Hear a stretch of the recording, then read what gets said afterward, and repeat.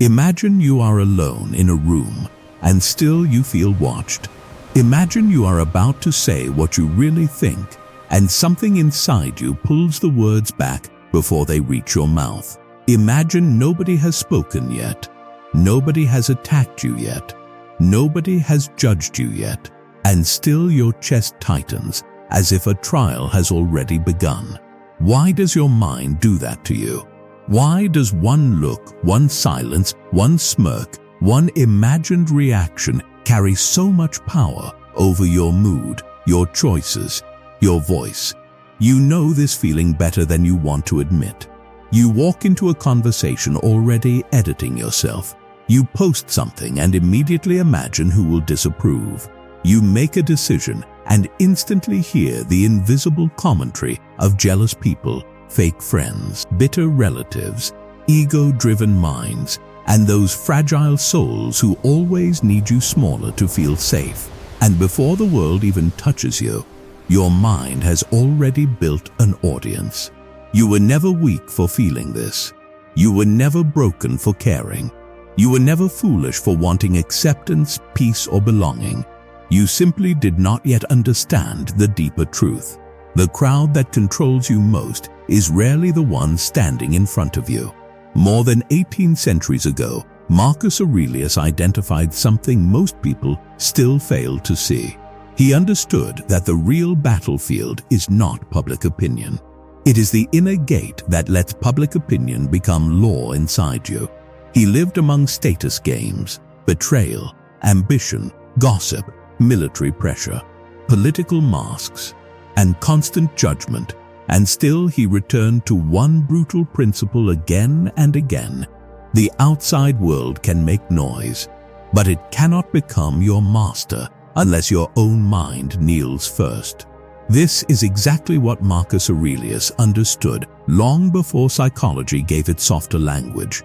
He knew that human beings do not just suffer from what others say.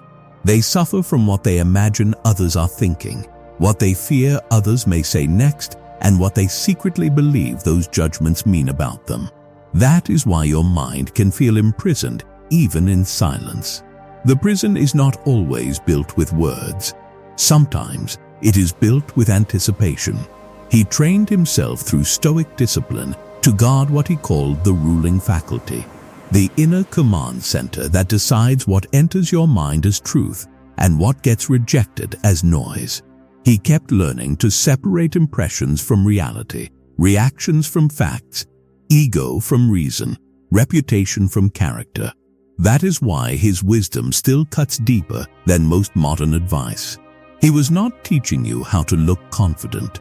He was teaching you how to become inwardly unreachable. The seventh sign is the one almost everyone ignores, and it causes the deepest invisible damage, because by the time you notice it, you have already spent so long living under inner surveillance that you no longer remember what your unobserved self feels like.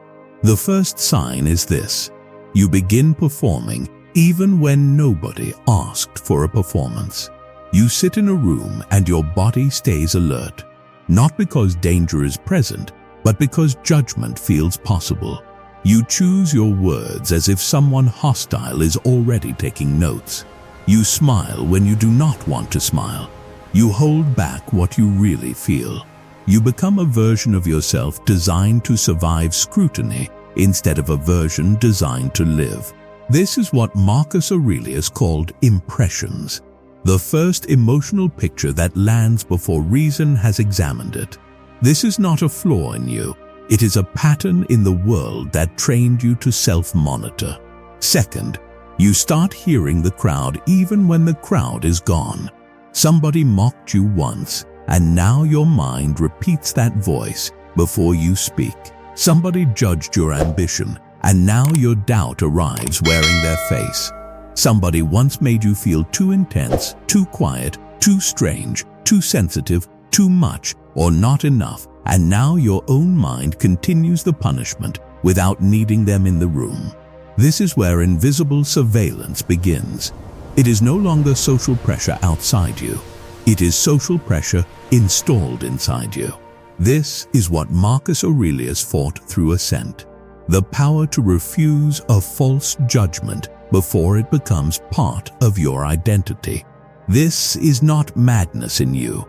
It is an old wound echoing through the wrong voices. The third sign is more dangerous because it looks mature. You tell yourself you are just being careful.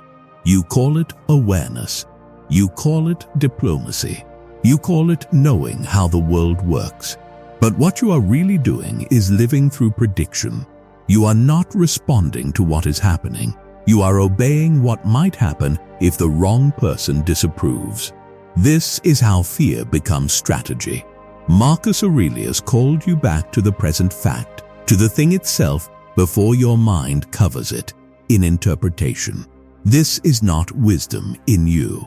It is pressure disguised as prudence. The fourth sign is brutal because it hides inside your conscience. You feel responsible for preventing other people's negative reactions. If somebody may feel uncomfortable, you soften. If somebody may judge you, you explain. If somebody may become cold, you shrink. You begin treating every possible reaction around you as your burden to manage. That is how the invisible crowd steals your peace. Marcus Aurelius separated what is yours from what is not yours with ruthless clarity. Your conduct belongs to you. Their emotional storms do not. This is not compassion in you. It is over-responsibility taught by controlling minds. The fifth sign is this: your imagination becomes a hostile courtroom. Before you act, your mind puts you on trial. Before you speak, it cross-examines your tone. Before you protect your boundary, it imagines how selfish you will look. Before you walk away, it imagines how arrogant you will seem. Before you begin, it imagines how ridiculous you could appear. You are not just making decisions anymore. You are defending yourself against an audience that has not even gathered. This is where Marcus Aurelius used what later came to be called the view from above, the discipline of seeing human drama from a greater height until petty opinion shrinks back to its real size. This is not weakness in you. It is scale distortion created by fear. The sixth sign is quieter. And because it is quieter, it gets deeper into your life. You start abandoning choices that feel true because they would invite too much attention. You do not say what you mean. You do not start what you want. You do not leave what exhausts you. You do not express what matters. You become loyal to safety instead of loyal to truth. At first, this feels like peace. Later, it feels like a low-grade death. Marcus Aurelius called this slavery to externals, living as if reputation, praise, and social comfort matter more than inner alignment. This is not lack of courage in you. It is survival mode stretching far beyond its rightful place. The seventh sign, and this one is critical, is that you lose contact with your unobserved self. You no longer know what you think when no one is watching. You no longer know what you want when there is nobody to impress, nobody to calm, nobody to convince, nobody to avoid. You become visible to yourself only through the mirror of reaction.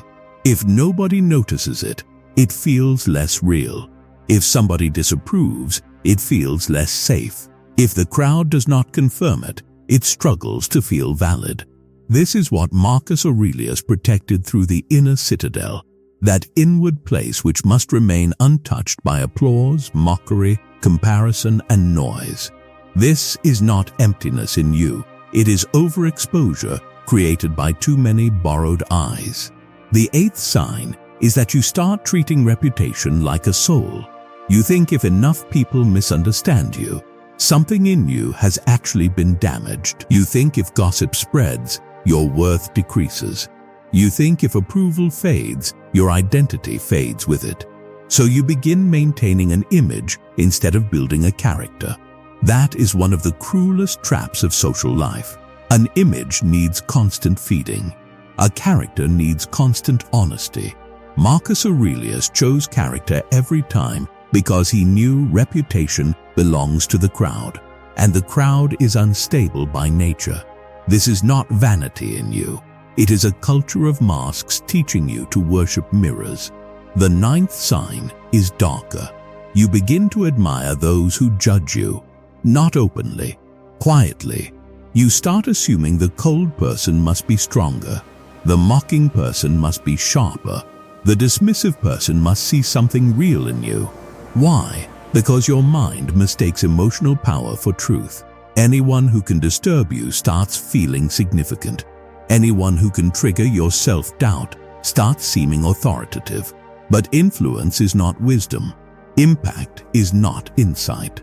Marcus Aurelius would have called this a bad use of judgment, giving moral weight to whatever merely shakes you. This is not foolishness in you. It is the old confusion between dominance and truth. The 10th sign is almost painful to admit. You are exhausted, not from life itself, but from being mentally visible all the time. You are tired of imagining reactions, tired of pre-defending choices, tired of softening truth, tired of measuring tone, tired of looking at yourself through suspicious eyes. Even rest becomes difficult because the audience in your head never fully leaves the room. This is why Marcus Aurelius kept returning to simplicity. Strip the thing down, name what is real, refuse what is excess, release what never belonged to your care. This is not oversensitivity in you. It is accumulated inner occupation. The 11th sign is where the trap becomes almost complete. You start confusing being judged with being in danger. That is why one disapproving face can change your whole energy. That is why one cold message can hijack your day. That is why one rumor can feel like a wound. Somewhere in you, social discomfort still feels like a threat to survival. And that makes sense. You were shaped in systems where rejection could mean humiliation, isolation, punishment, or loss of belonging. But what once helped you survive now helps fragile minds control you. Marcus Aurelius answered this through living according to nature, meaning according to reason and integrity, not according to every primitive fear that still roars inside you. This is not irrationality in you. It is an old alarm reacting to the wrong century. The 12th sign is the clearest of all. The moment you stop catering to the inner crowd, certain people in the outer crowd become uncomfortable. They liked you more apologetic. They liked you more explainable. They liked you when you edited yourself before they even had to ask. Your inner surveillance made their outer control easy. But when you stop living under imagined observation, your posture changes, your timing changes, your silence changes, and suddenly the people who depended on your self-doubt begin feeling exposed. Marcus Aurelius understood that a self-governed mind is difficult to manipulate because it no longer reacts on command. This is not rebellion in you, it is ownership returning to its rightful place. Now step back and look at the deeper mechanism beneath all of this. Why does the invisible crowd become so powerful? Because human beings carry ego like a wound. A jealous mind wants witnesses. A bitter mind wants comparison. A fake friend wants access without accountability. A controlling personality wants your behavior to remain adjustable. And the easiest way to keep you adjustable is to make you feel observed even in private. If you believe eyes are always on you, you will censor yourself before they even need to interfere. That is the dark law behind social fear. Outer control becomes most efficient when it transforms into inner surveillance. Once the crowd lives in your head, they no longer have to argue with you directly. You will do their work for them.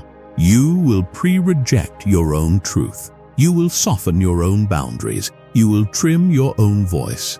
Marcus Aurelius spent his life training against exactly this, not against conversation, not against society, against the surrender of judgment that makes society your inner ruler.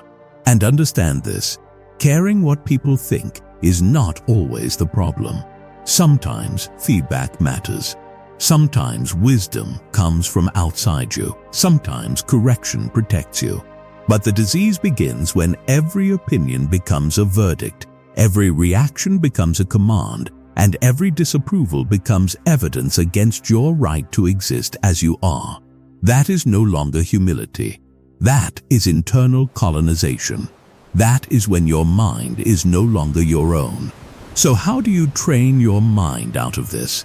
Not with fake confidence, not with loud slogans, not with the performance of not caring.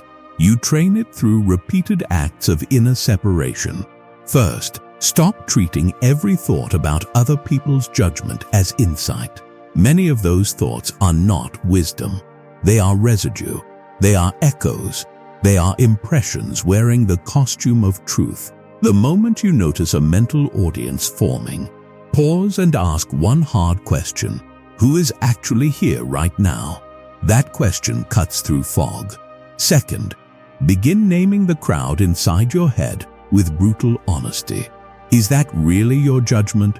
Or is it the voice of the bitter one who mocked your growth? Is that caution? Or is it the memory of being shamed? Is that morality? Or is it fear of disapproval? The mind gains power over what it can name. Marcus Aurelius kept stripping reactions back to their essence for this exact reason. Once you see a voice clearly, it stops feeling like destiny. Third, create deliberate moments where you choose truth over image in small ways. Say the clean sentence instead of the polished one. Wear the thing you like without asking the room for permission. Leave the invitation unanswered until you actually know your answer. Walk away from one conversation without repairing every misunderstanding. Let somebody think you changed. Let somebody feel your boundary without receiving your apology for it. This is how self-command gets built, not in theory, in practiced refusal. Fourth, protect time when no audience is allowed. Sit without posting it. Think without announcing it. Build without showing it. Feel without explaining it. There is power in having a part of your life that never gets handed to the crowd for measurement. Marcus Aurelius wrote to himself, not for applause, but for correction. He trained his mind in private so that public life could not own him. Your hidden life is where your real authority grows. Fifth, reduce the scale of social opinion through proportion. Most of the people whose judgments haunt you are fighting private battles you cannot see. Most of them are inconsistent. Most of them are reactive. Most of them are not carrying your future in their hands. They are passing moods through temporary mouths. Use the Stoic view from above. See the city. See the years. See the passing bodies, the passing names, the passing dramas, the passing gossip, the passing pride. What looked enormous at eye level begins to collapse when seen from enough height. Sixth, stop measuring your choices by how little friction they create. A life built around minimal disapproval becomes a life built around maximal self-betrayal. Some truth creates tension. Some growth creates envy. Some boundaries trigger resentment. Some silence makes manipulators restless. That does not make those things wrong. Marcus Aurelius never promised a life free of reaction. He trained for a life where reaction no longer dictated his soul. There is a difference, and it changes everything. Seventh, when judgment hits you, return to the oldest Stoic discipline of all. Separate the event from the story. The event is simple. Somebody frowned, somebody mocked, somebody withdrew, somebody gossiped, somebody misunderstood. The story is what your fear adds afterward. They hate you. You are losing everything. You should have been different. You should go fix it now. The event may be real. The story is often the invisible crowd seizing the microphone. Learn to cut the sound. Eighth, begin rewarding yourself for integrity instead of approval. At the end of the day, do not ask whether you looked good in their eyes. Ask whether you stayed aligned with what you know is clean, clear, and real. Did you speak truthfully? Did you refrain from begging for validation? Did you carry yourself with dignity? Did you avoid handing your mind to weaker people? Marcus Aurelius anchored worth in conduct, not applause, because conduct stays yours when applause disappears. Ninth, practice not rushing to explain. The invisible crowd survives on your belief that you must always be legible. You do not. Some people do not deserve the map to your inner world. Some reactions are not invitations to clarify. They are attempts to regain access. If you feel the old urge to over-explain, breathe and wait. Let the silence reveal what the conversation really was. Often what follows will show you whether the other person wanted truth or wanted leverage. 10th, remember mortality in a way that burns through social hypnosis. The people whose judgment feels unbearable today are temporary. Their narratives are temporary. Their power is temporary. So are your own masks, your own fears, your own need to be seen a certain way. Marcus Aurelius used death not to become cold, but to become proportionate. Once you remember how little survives the years, you stop sacrificing your soul to short-lived noise. The goal is not to become hard. The goal is to become free. And that is where the power shifts. Weak minds need constant witnesses because they do not know who they are when nobody is looking. Strong ones build identity where applause cannot reach. Weak minds obey the room. Strong ones examine the room. Weak minds panic at disapproval because they confuse judgment with danger. Strong ones feel the sting, then return to their own center. Weak minds live in mirrors. Strong ones live in alignment. Once you see the invisible crowd for what it is, something inside you starts to uncoil. You stop assuming every reaction deserves emotional rent. You stop mistaking exposure for truth. You stop bowing to imagined verdicts before life has even asked anything of you. The room may still judge. The crowd may still gossip. The jealous may still project. The insecure may still flinch when you stop shrinking, but their access changes the moment your mind stops offering them a permanent seat. You begin to feel a strange kind of silence. Not empty silence, clean silence. The kind that appears when your thoughts are no longer packed with borrowed voices. The kind that lets you hear your own reason again.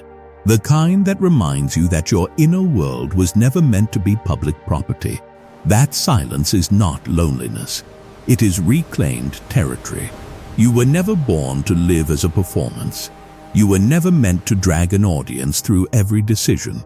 You were never supposed to hand your peace to unstable eyes. And the day you remove the invisible crowd from your mind is the day your real life finally begins. If you want more of this, stay here. This is where you learn how to read manipulation before it enters your life, how to recognize resentment, ego games, and hidden social control, how to build stoic self-command under pressure, how to protect your mind from fake friends and fragile people, and how to become inwardly untouchable without losing your humanity. Subscribing is not support for a channel. It is training for the part of you the world keeps trying to occupy. Understanding human nature is not entertainment. It is protection.